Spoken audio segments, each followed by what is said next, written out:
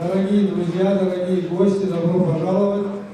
Сегодня у нас в рамках предстоящих президентских выборов в Абхазии встреча в Москве с московской абхазской диаспорой, кандидатом в президенты Абхазии Аслана Георгиевича Бжания и вице-президенты Бадри Бумба.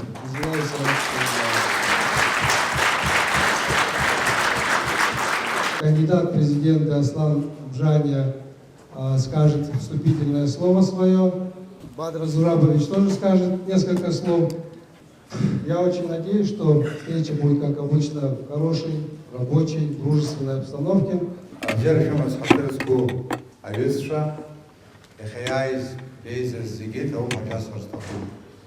Добрый вечер, дорогие друзья. Я вам всем благодарен и признателен за то, что вы нашли время и пришли на эту встречу.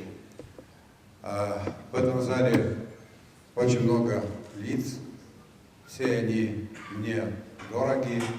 Есть лица, которые собой олицетворяют успех в науке, в культуре, в бизнесе. Люди, за которыми впечатляющий багаж добрых, хороших дел. В связи с этим я буду немного волноваться, буду стараться следить за оборотами речи, за своими эмоциями, с тем, чтобы у нас разговор был предметный и полезный. Всем известно, что 22 марта у нас пройдут выборы главы государства. Коль скоро речь идет о выборах главы государства, я хотел бы сделать небольшой экскурс в недалекие времена. Почему возникла необходимость, почему в нашем государстве за последние полгода выборы проходят третий раз. Видимо, ни для кого не секрет, страна переживает глубокий кризис. Этот кризис имеет и объективные, и субъективные причины.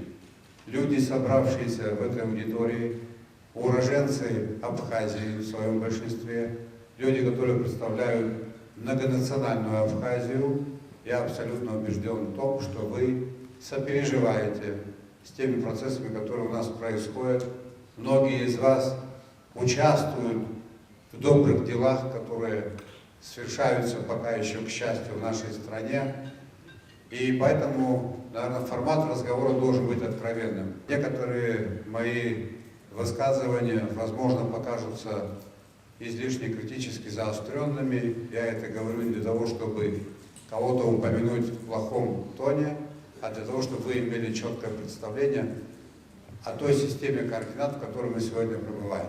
Так вот, государство – это политическая организация общества, организация публичной власти, которая наделена функциями управления, принуждения, которой подчиняются все и которая работает на благо большинства людей, проживающих на этой территории. У государства есть определенные обязательства перед обществом, это определенная форма общественного договора, и мы, проживающие в Абхазии люди, совершенно отчетливо понимаем, что государство для нас это не только политическая организация, это дом, в котором мы должны обустроить свою повседневную жизнь. С учетом того, что нас очень мало, иной другой родины у нас нет, вопросы государственного строительства, строительства абхазского дома приобретают исключительно важное значение.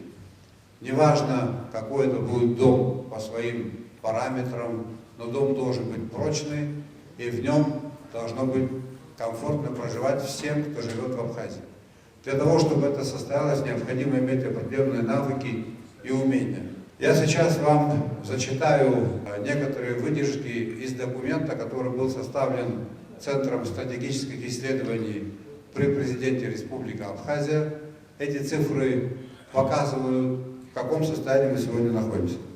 Информационно-аналитический материал о состоянии национальной экономики за периоды 2014-2018 года и за периоды с 2009 по 2014 год. Весь я зачитывать не буду, некоторые цифры. В В период с 2009 по 2013 год численность населения в Абхазии возросла на 2,17%. В период с 2014 года по 2018 год на 0,83%. Численность занятого населения у нас, трудоспособного населения 140 тысяч, официально работающих 42 тысячи. В период с 2009 по 2013 год численность занятого населения выросла на 13%, с 2014 года по 2018 год на 5%. ВВП в период с 2009 по 2013 год вырос на 58%, с 2014 по 2019 год на 15%. Среднемесячная заработная плата в период с 2009 по 2013 год заработная плата выросла на 87%, с 2014 года по 2019 год на 8%. Внешнеторговый оборот с 2009 по 2014 год вырос на 110%, с 2014 по 2018 год на 19%. Доходы государственного бюджета с 2009 по 2013 год возросли на 75%, а с 2014 по 2018 год на 9,5%. Объем промышленной продукции с 2009 по 2013 год вырос на 121%, с 2014 по 2018 год на 61%. Индикаторы экономической безопасности показывают, что фактические данные превышают пороговые значения. Например, такие цифры.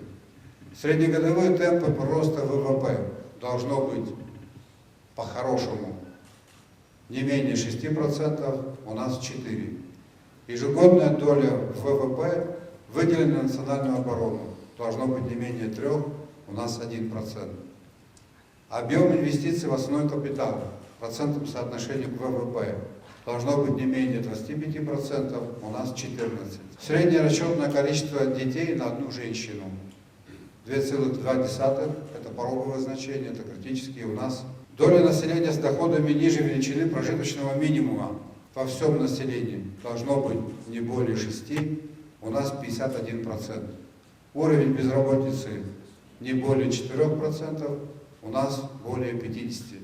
Не буду вас загружать цифрами, они вот такие тревожные. Эти цифры, которые дает институт, цифры, которые подтверждаются государственным статом Республики Абхазия, они говорят о тех угрозах, которые сегодня реально нависли над нашим этносом и над нашим государством. Что нам необходимо сделать для того, чтобы нейтрализовать эти угрозы? Тут не приводятся цифры, которые демонстрируют уровень преступности, уровень общественной безопасности нашего населения. Там тоже картина удручающая. Чтобы вам было понятно, в год у нас в дорожно-транспортных происшествиях погибает около 60 человек на 100 тысяч населения. Это огромная цифра. Мы абсолютные рекордсмены. Такого нет нигде. Погибающие более 70% в возрасте от 20 до 45 лет. Это возраст репродуктивный. И еще одна цифра, она тревожная. Более 70% погибает этнических абхазов на наших дорогах. Почему это все происходит? Я очень извиняюсь, что я вынужден говорить такие цифры, но я не могу по-другому. Я баллотируюсь на должность главы государства, и мы с вами должны знать истинное положение дел. Почему так происходит? Потому что у нас серьезные проблемы с качеством управления страной, огромные проблемы в работе правоохранительных органов и судебной системе, то есть в ключевых институтах государства. Что мы намерены делать? Мы обязаны, если мы считаем эту задачу сохранения государственности главной, а для меня она самая главная задача, но не самая главная цель. Она главная задача, потому что, решив только задачу государственного строительства, мы можем обеспечить условия для развития нашего этноса. Не будет у нас своего дома, мы будем бездомными, которого гоняют или которых гоняют по всему миру. И очень быстро в этом мире растворимся. Это недопустимо. Поэтому задача номер один – это реформа глубокая, оправданная, назревшая органов государственного управления, правоохранительных органов и судебной системы. Комплексный подход, который потребует понимания со стороны общества, который потребует принятия ряда правовых решений, принятия ряда нормативных решений, реализации воли высшей власти. Без этого нам не обойтись. Если внимательно посмотреть, как у нас обстоят дела в этой сфере, мы увидим, что из 42 тысяч работающих 30 тысяч человек привязаны к бюджету. Под графой управления из 42 тысяч работающих у нас проходит 18 тысяч человек. Мне, например, до конца непонятно, чем занимаются 18 тысяч человек в Абхазии, какими процессами они управляют. Но мне совершенно четко понятен результат их деятельности. То, что я говорю, это не симпатично, многим это может не понравиться. В период выборов такие вещи говорить, как правило, не принято, но я это говорю осознанно в вашей аудитории, потому что это ваша и наша боль. К этому аппарату управления надо подойти очень взвешенно. Необходимо во всех министерствах и ведомствах привести к возможностям нашего государства и к угрозам, которые стоят перед нами, штатное расписание. Несмотря на то, что в правоохранительных органах работает достаточное количество честных людей, профессионалов хорошего уровня, в последнее время случилось так, что они задвинуты, они не имеют возможности для принятия ключевых решений. Ключевые решения принимают люди некомпетентные и политически мотивированные. Одна из серьезных угроз – это сложно просчитываемый уровень коррупции. Кстати, впервые, как об угрозе, о коррупции начали говорить в 2014 году, с мая месяца.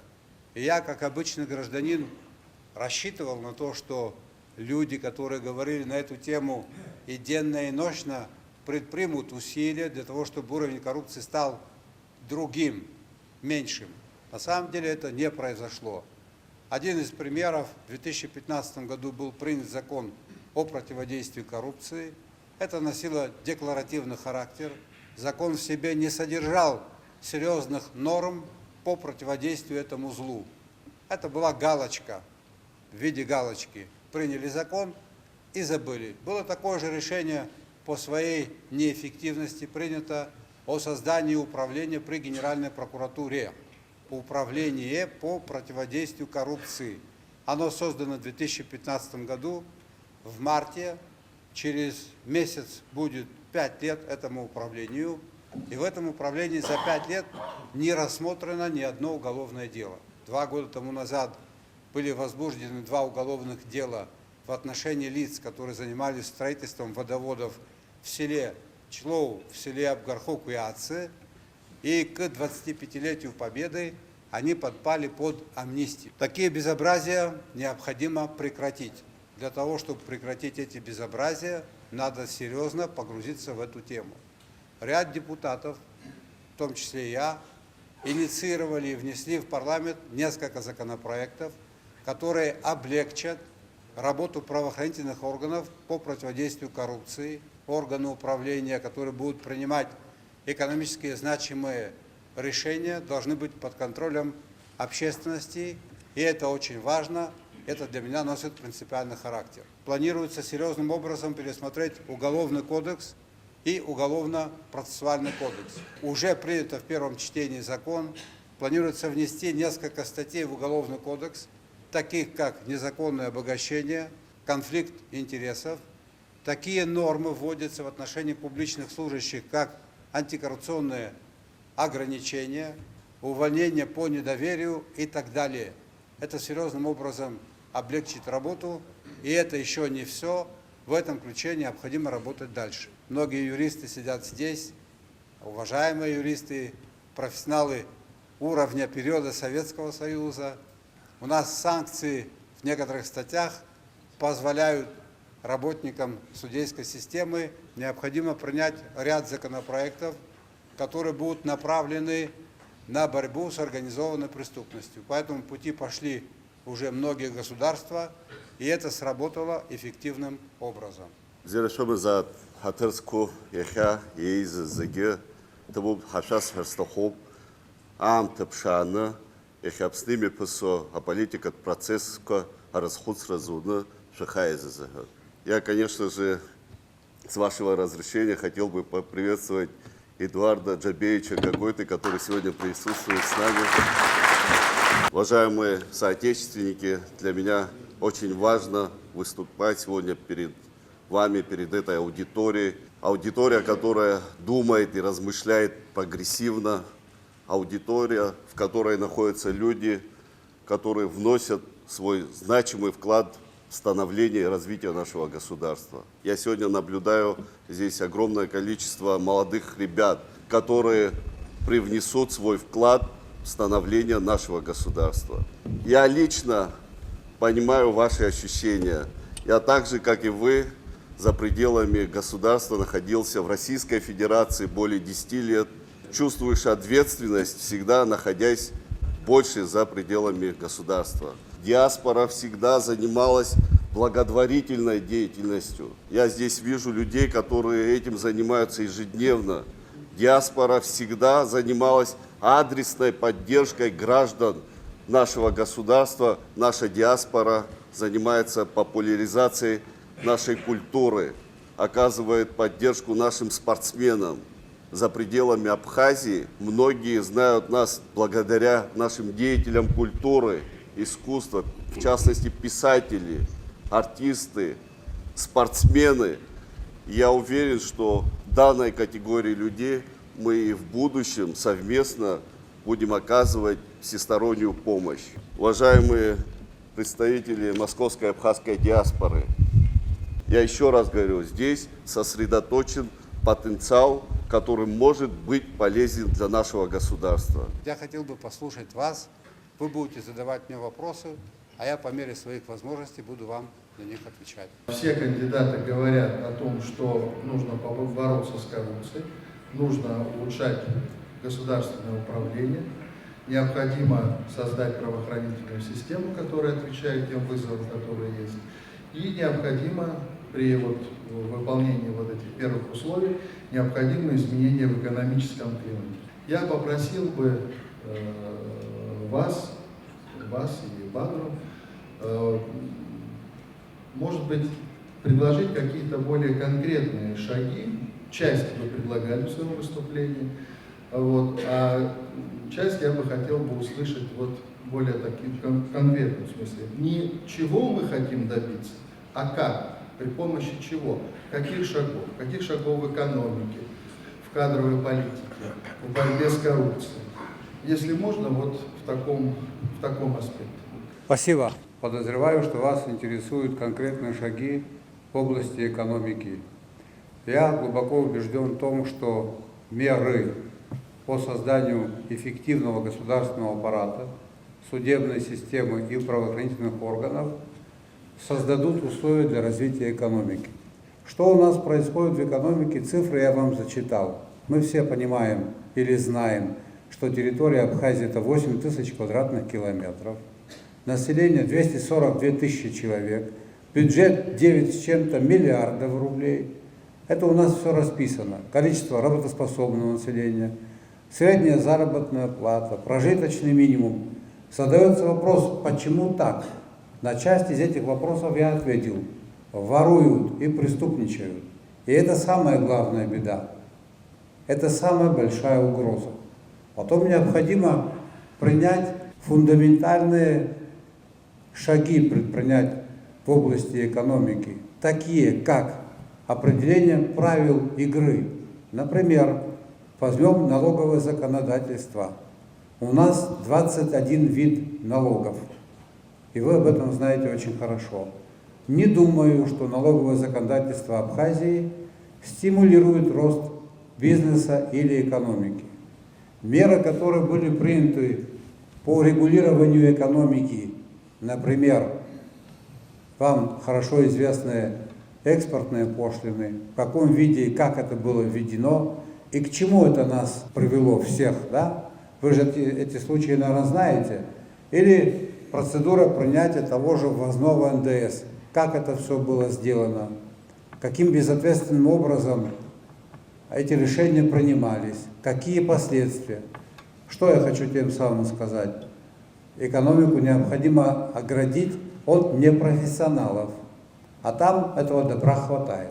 Людей, не понимающих, что это такое. А хочу обратить ваше внимание, что у нас есть Управление экономики в администрации президента, есть Министерство экономики, у нас есть помощник президента по экономике, у нас есть отдел экономики в кабинете министров, у нас это все есть.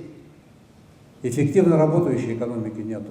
Знаете, да, известный сенатор в Древнем Риме, какие бы вопросы в Древнем Риме при нем не обсуждались, он говорил о том, что Карфаген должен быть разрушен. Все нас приводит к одному и тому же. Аппарат управления должен быть эффективным и законопослушным. У нас такие договоренности с российским руководством, с российским государством. Те, кто родился позже 1963 года, российскую пенсию получать не будут. Доля тех, кто получает российскую пенсию, с каждым годом, если мы договоренности не возобновим, если мы наших российских друзей не убедим, не попросим, доля тех, кто получает российскую пенсию, будет сокращаться, а доля тех, кому абхазское государство будет обязано платить пенсии, будет увеличиваться. Так вот, средняя пенсия, ее размер 10 тысяч рублей. Вот 50 тысяч пенсионеров умножить на 10 тысяч рублей, 500 миллионов рублей надо выплачивать пенсию, если ее размер сохранить такой, какой он есть сейчас, в месяц. А в год это 6 миллиардов рублей. А вы, наверное, знаете, какова доходная часть нашего бюджета? Собственно, доходная часть нашего бюджета не превышает 4 миллиардов 800 миллионов рублей. Опять возвращаемся к этому.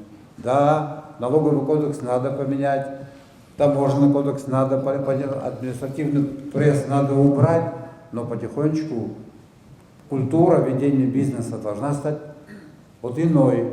Вы понимаете, это большая беда, что из 42 тысяч работающих официально, 30 тысяч привязанных к бюджету, только 12 тысяч человек занимается производством материальных благ, или, как это говорят экономисты, работают в реальном секторе экономики. Это же очень серьезная диспропорция. Было создано Государственное инвестиционное агентство. Оно финансировалось со стороны Российской Федерации. Там несколько проектов. Один проект реализован вроде бы как. Они не доведены до конца. И в каждом из этих проектов есть серьезные проблемы. И эти проблемы связаны не с тем, что не было денег, а с тем, что проекты, сроки их реализации не были грамотно просчитаны. Опять-таки мы упираемся в такую проблему, как непрофессионализм. Там, видимо, не обошлось и без конфликта интересов. Там, видимо, не обошлось и от нашего такого масштабного заболевания, как коррупция. Я хотел вам задать вопрос. Во-первых, прежде чем задать вам вопрос, хотел пожелать вам здоровья на долгие и благие лета в связи с тем, что вы пережили недавно огромные сложности в связи со здоровьем. Я считаю для себя, что это огромное мужество после тех проблем, которые произошли с вами, вернуться и ввязаться в новую политическую борьбу. Но вопрос мой состоит в следующем.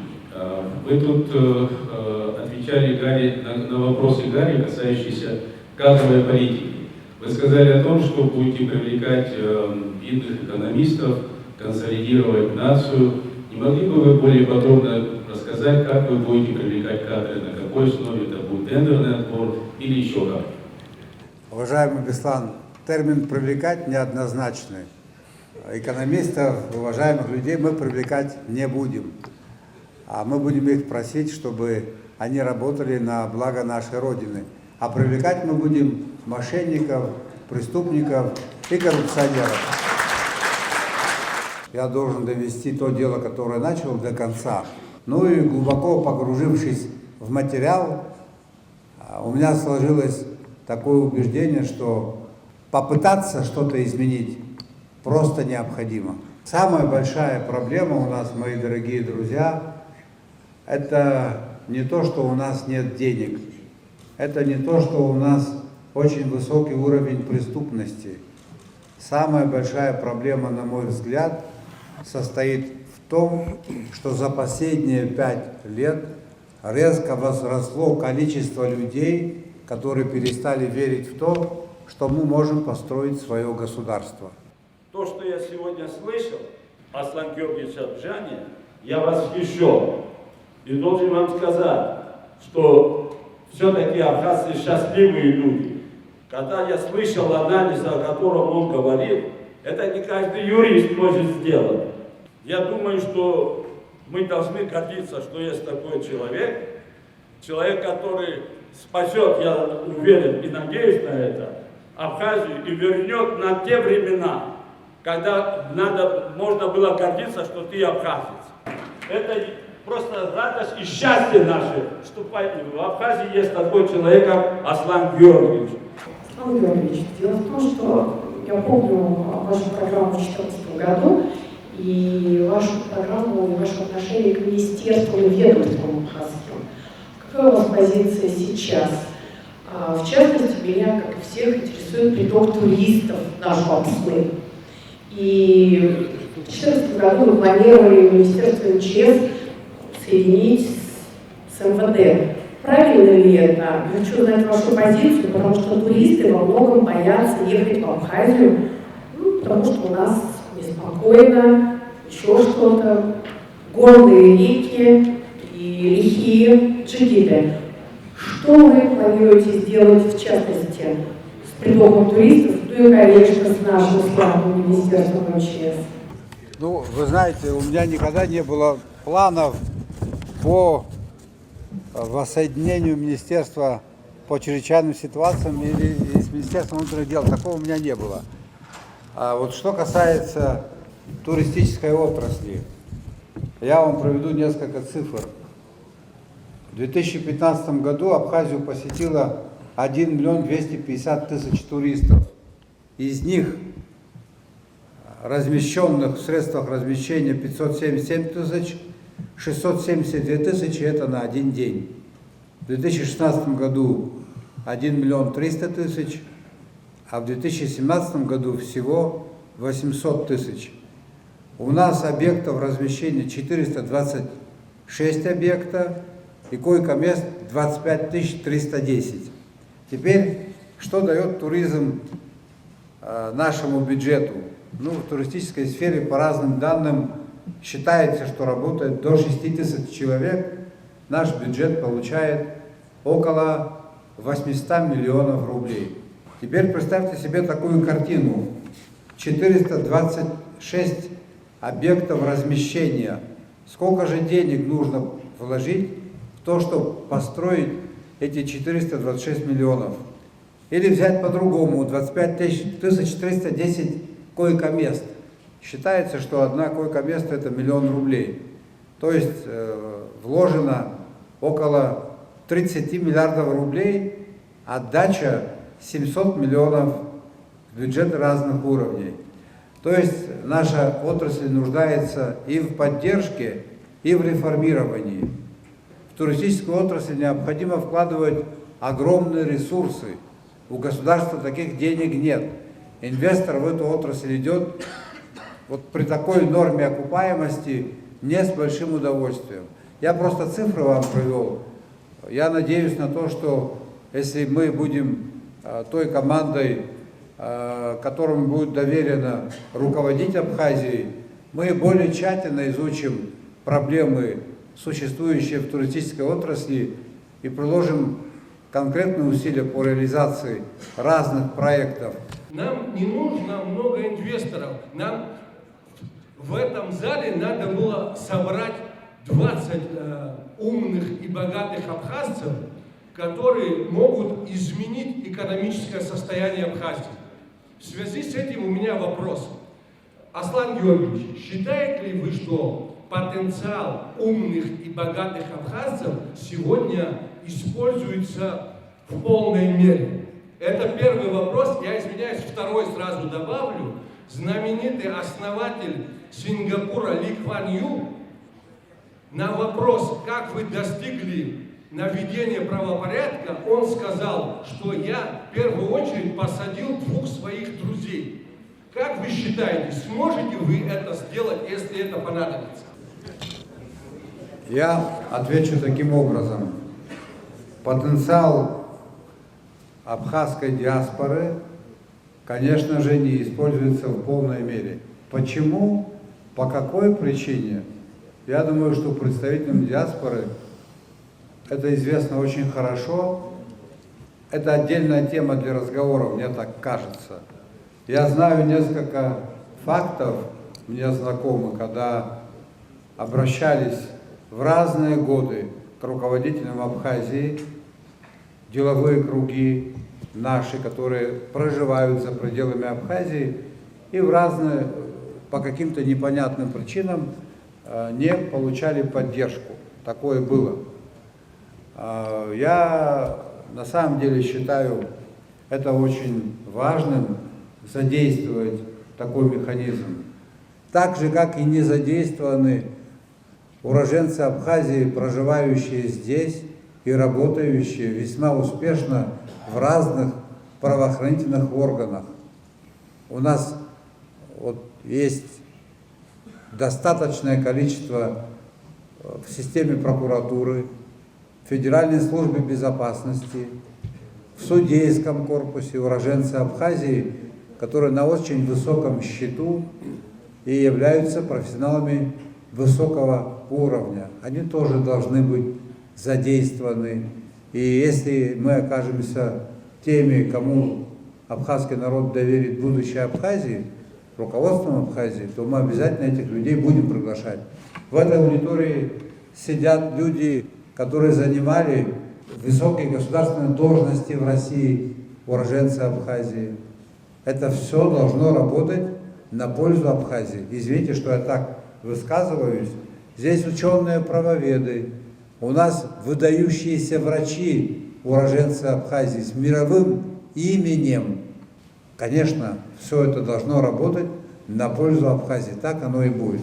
Теперь, что касается второго вопроса. Он не посадил двух своих друзей. Он посадил друзей, которые проворовались. Он их посадил не потому, что они его друзья, а потому, что они воровали деньги. И так должен поступать каждый руководитель, который заботится о своей стране, который знает, что такое профессиональная этика и служебный долг. Это норма, в этом нет ничего героического. Вопрос очень простой. 4 месяца назад у нас были выборы. Как они закончились, мы знаем. И какие решения суда были приняты, мы тоже все знаем. Что-нибудь изменилось у нас после этого? Вот 4 месяца спустя, 22 марта, у нас будут выборы. Есть ли какое-то решение парламента о том, как надо считать эти голоса? Я это задаю вопрос только потому, чтобы не столкнуться опять с той ситуацией, с которой мы столкнулись. Очень похоже на то, что мы все бегом идем опять вот к подобному результату. Я это задаю Аслану Георгиевичу вопрос не только как кандидату в президенты, но и как депутату парламента. Я знаю, что в парламенте были подготовлены поправки к выборному законодательству, и они должны были быть рассмотрены. Результат мне не ясен. Но у нас, вот правоведы не дадут соврать, не прецедентное право. Но если вдруг случится так, что эти изменения не будут приняты в парламенте, то мы будем, наверное, принимать решения, соответствующие с учетом того, что было вот, в последних решениях судей. Мы вынуждены будем так действовать. Но один раз мы наступили уже на грабли, я надеюсь на то, что не повторим эту историю. Это первое. Второе, для меня очень важно пользоваться вот такими терминами, как человек, которому или группа лиц, или команда, которому оказано доверие. Я вот ухожу от таких слов, как победил, победит, проиграл. У нас, по большому счету, проигравших быть не должно. Как вы собираетесь, сработаться, что ли? Потому что, когда люди совершенно из разных команд, и в том числе, мы все тоже не дети, мы знаем, что были такие люди, которые не очень очень ванкабовскую команду любили и работали с ней, и наоборот. Поэтому как вот это противоречие вы постараетесь устранить? Но вы знаете, у Александра Золотинского огромный опыт работы, у него свой характер. Многим казалось, что у меня нет характера, у меня тоже свой характер. Говорить о том, что мы были в разных командах, не совсем правильно. Мы не были последние 3 года так едины, как могло бы быть. Но мы всегда, я всегда искал точки, которые наши позиции сближали бы. Поэтому у нас разногласий принципиальных нет. Республика Абхазия. Раньше уголь добывали в Кварчеле, марганец. От Зиби до Гумисты горы у нас серебряные. Имеются запасы золотых там конусов. И что вы предприняли, чтобы эти полезные ископаемые, которые у нас природа одарила, чтобы развивать внутри, не сырье продавать, а чтобы эту продукцию, промышленность создать и до блага Республики Абхазия и народа. Уникальность Абхазии состоит ведь не в том, что есть полезные ископаемые. Полезные ископаемые есть во многих местах. У нас уникальный климат, уникальные леса, чистые воды. Место уникальное в связи с этим. Место, где человек может восстановить свое здоровье, дышать воздухом, насыщенным озоном. Вот эти вещи необходимо сохранить. И, конечно же, мы должны при этом развивать свою экономику. Если полезные ископаемые в Кварчеле добывали до недавних пор, потом перестали этим заниматься. Вот фирма заморозила свою деятельность. По какой причине, мне неизвестно. Но вы знаете, в тот период, когда они работали, были большие проблемы на реке Алдзга. Выносилось очень много, очимчирцы жаловались, берег становился не того качества. Но 21 век. В 21 веке необходимо пользоваться современными технологиями. Все, что может нанести непоправимый ущерб окружающей среде, не должно работать в Абхазии. Только с учетом жесточайших экологических требований можно работать. Это такой концептуальный подход к этому вопросу. Очень хотелось бы от вас услышать, что вы хотели бы и можете сделать для развития абхазского языка и в Абхазии, и для сохранения его диаспоры. Справедливости ради надо сказать, что определенные шаги по сохранению и развитию абхазского языка в последние годы предпринимались. Есть фонд развития абхазского языка, появились телевизионные детские программы на абхазском языке, появились мультфильмы, был принят закон для государственных служащих об обязательном знании государственного языка. Ряд мер, конечно же, предпринималось. Но в этом направлении необходимо работать дальше. Этих мер оказалось недостаточно. Я вот хотел узнать, вот недавно был упразднен фонд инвалидов, ветеранов Абхазии. Какое ваше видение насчет инвалидов? Я сам инвалид, ветеран войны. Вот, как вы считаете, что нужно делать и как нужно делать? Спасибо. Вот мой личный вопрос. Мне сложно сейчас оценивать, мне неизвестны аргументы за, против, почему это было сделано. Не готов. Но плохо, если инвалиды не получают тот объем помощи, который они получали, когда был фонд. Туда шли определенные отчисления. Конечно, фонды сократить, это не значит отказаться от решения проблемы. Проблема инвалидов, она существует.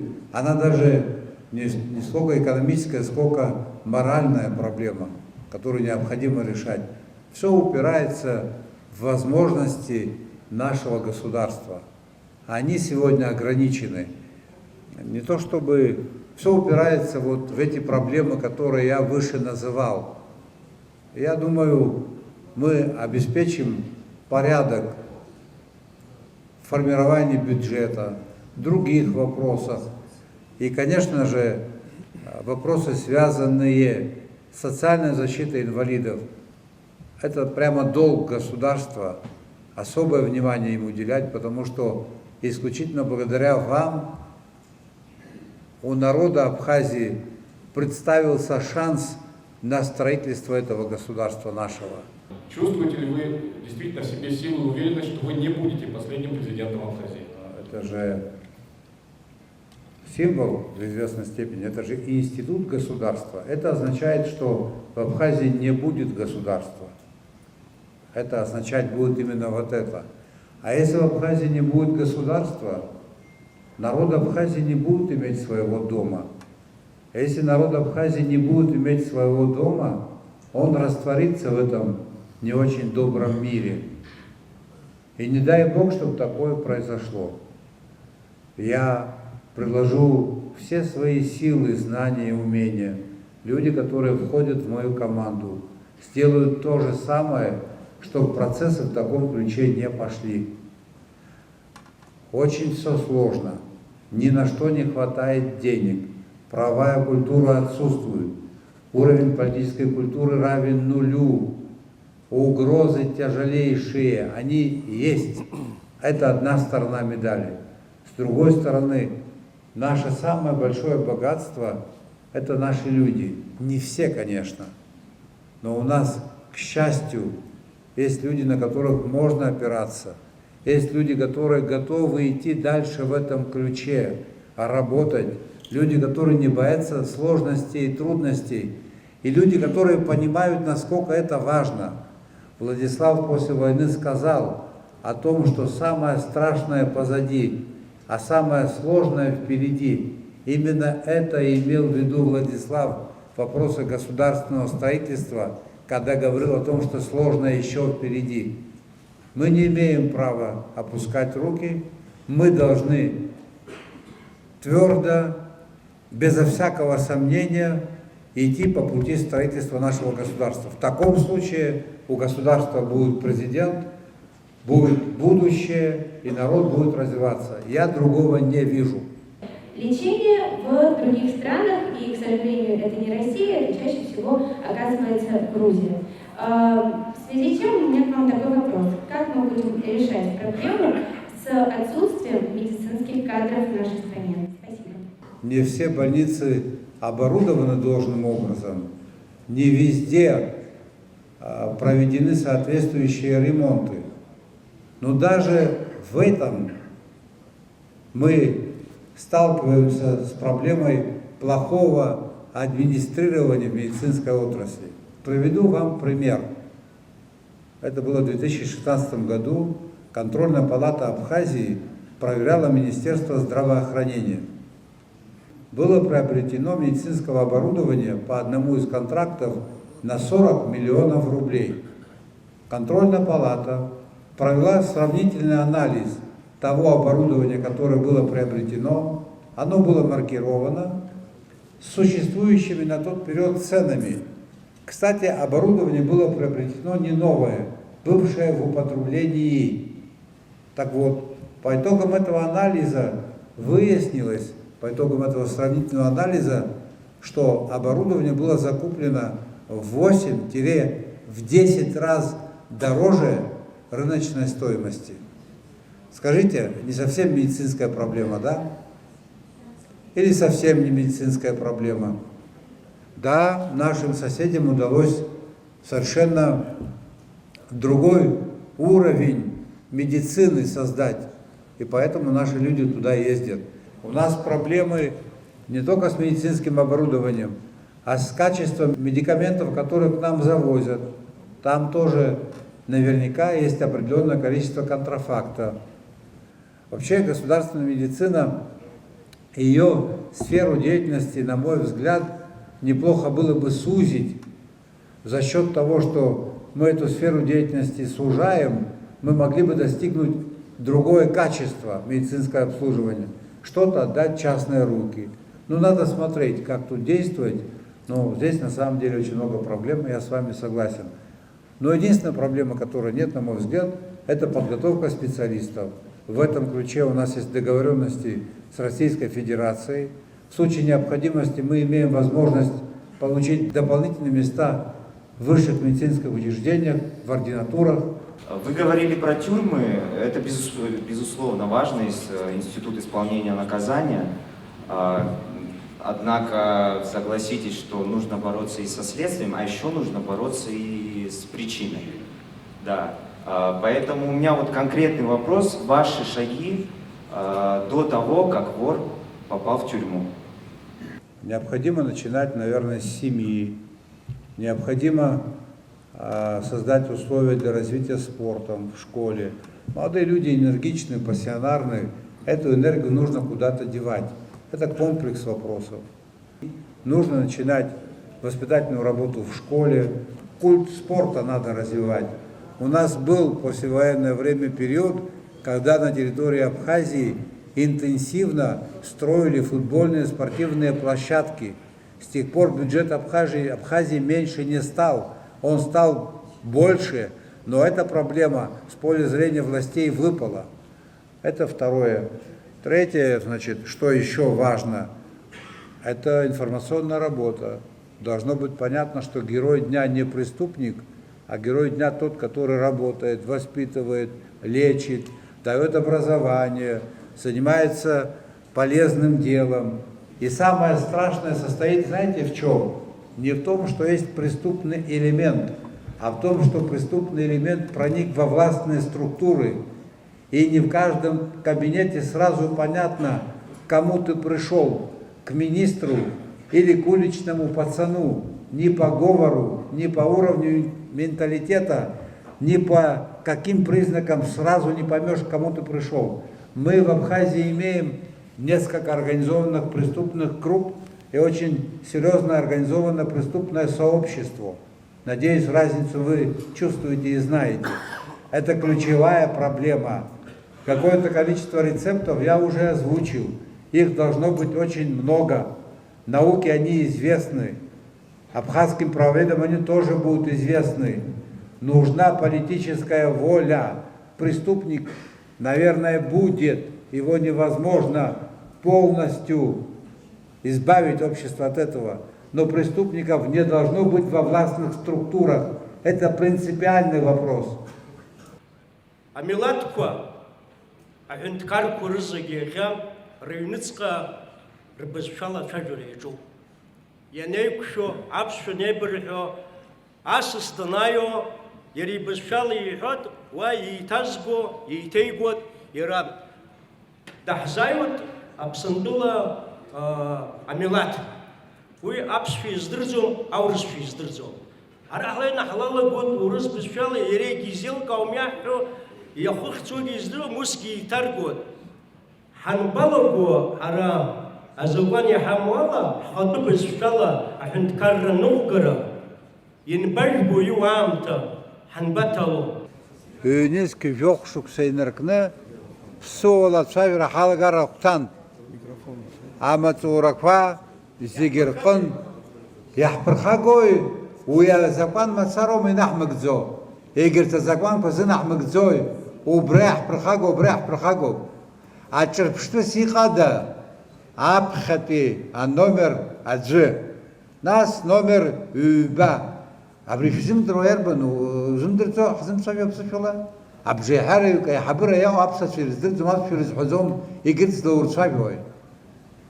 Ишмаадзаци, апсна напхара зистоз, азтоза, апсой влазмо, псофилша айцвайбой, ай удрвада. Уе, закон рыдрыклет, яла хмари топи анаго. Егерта закон пришло хмарваепш, уй мацарагзам из лохмарыз. Ну, вы сегодня меня восхитили и первым, и вторым своим мышлением, своим видением. Сегодня восхищен был, какие задавали вам неудобные вопросы, и вы отвечали очень мужественно. Поэтому надо продумать. В России есть такой у президента резерв из 100 человек, из 500 человек. Я думаю, что вы тоже обязательно сделаете такой резерв, и мы будем очень рады. Вы знаете, мы искренне хотим добра, стабильности, благополучия в Абхазии. Мы днем и ночью в магазины хаш-сашку. И кабардинцы, черкесы, донецкие спрашивают: да, вот это ваша, как наши братья. Как мы любим вас, так мы восхищаемся вами. И, дорогой Аслан, вчера был день рождения Омара Хайяма.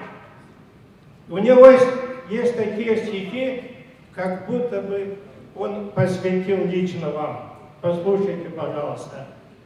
Кто битым жизнью был, тот большего добьется. Пуд соли съевший, выше ценит мед. Кто слезы лил, тот искренне смеется. Кто умирал, тот знает, что живет. Счастливо вам. Здоровья. Искренне таким благополучием. Абьер Самар, Ашса.